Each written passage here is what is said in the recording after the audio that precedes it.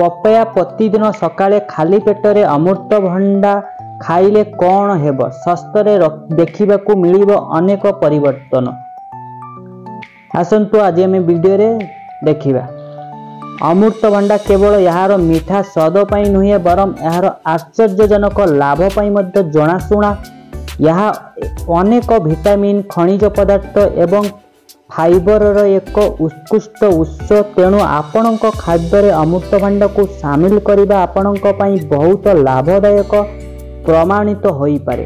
अमृतभंडार स्वास्थ्य लाभ हाँ, जदि आपण प्रतिदिन सकाळे जलखिया पूर्वर पपाया खाइबा आरंभ करती तेबे आपणक स्वास्थ्य अनेक परिवर्तन देखिबे जहाँ आपणक आश्चर्य करिबो। आसंतु जानिबा प्रतिदिन पपाया खाइबा आपणक स्वास्थ्य पाई काहेकि लाभदायक होई पारे। खाली पेटरे पपाया खाइबार लाभ प्राचन प्रणाली पाई एक उपकारी। पपाया को प्राचन प्रणाली पाई एक उपकारी बोली विवेचना करा जाय। एथिरे पाइपेन एनर्जाइम थाई जहाँ प्रोटीन हजम करिवार सहाय्य करे। यह व्यतीत पपायरे थिबा फाइबर कोष्ठकाठिन्य दूर करिवार सहाय्य करे। प्रतिदिन पपाया खाइबा द्वारा बदहजमी गैस एवं एसिडिटीज भली पेट गैस मध्य समस्या मुक्ति मिलता है। रोग प्रतिरोधक शक्ति वृद्धि करे। पपाया विटामिन सी रो एक उत्कृष्ट उत्स।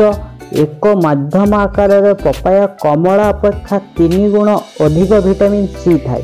विटामिन सी शरीर रोग प्रतिरोध को मजबूत करे। ठंडा एवं संक्रमण सहित लड़िबारे सहाय्य करे। आखि पाई उपकारी पेटा विटामिन ए एवं बेटा कैरोटीन रे भरपूर जहाँ आखि स्वास्थ्य पाई अत्यंत लाभदायक। यह वयस वृद्धि सहित जड़ित मोतिया बिंदु एवं दृष्टि शक्ति ह्रासर विपद को कम करिवार सहाय्य करे। त्वचा को उज्जवल करे। एंटीऑक्सीडेंट एवं विटामिन सी चर्म पाई अत्यंत लाभदायक। यह कुंजन को कम करिवार चर्म को दूर करिवार एवं रंग को उन्नत करिवार सहाय्य करे। पपाया फेस पैक लगैबार त्वचा चर्म उज्जवल हेबार मध्य सहाय्य करे। वजन ह्रास करिवार सहाय्य करे।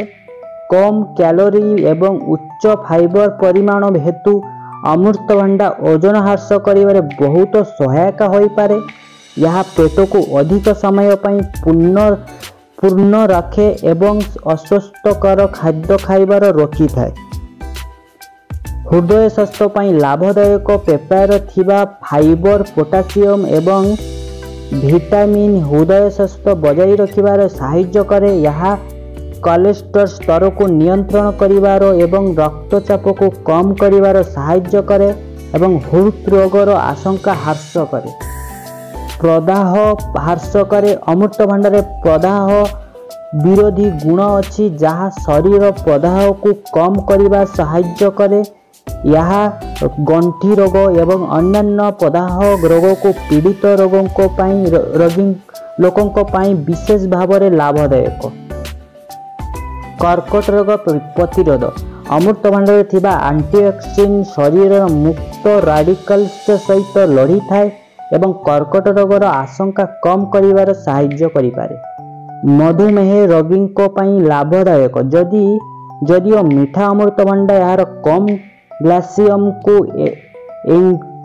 इंडेक्सन जोगु मधुमेह रोगी पाई लाभदायक होई पारे। तथापि मधुमेह रोगी माने यहाँ को सीमित परिमाण रे एवं डॉक्टर सहित परामर्श करिबा परे सेवन करिबा उचित। हेलो गाइस, आपण मानकु जदि वीडियो भल लगी तो निश्चित कमेंट लाइक कर दियंतु। आउ एमिति आगो को नुआ वीडियो टॉपिक जदि देखा चाहते तो निश्चित चैनल को सब्सक्राइब करके रखंतु। आज एतिकी धन्यवाद।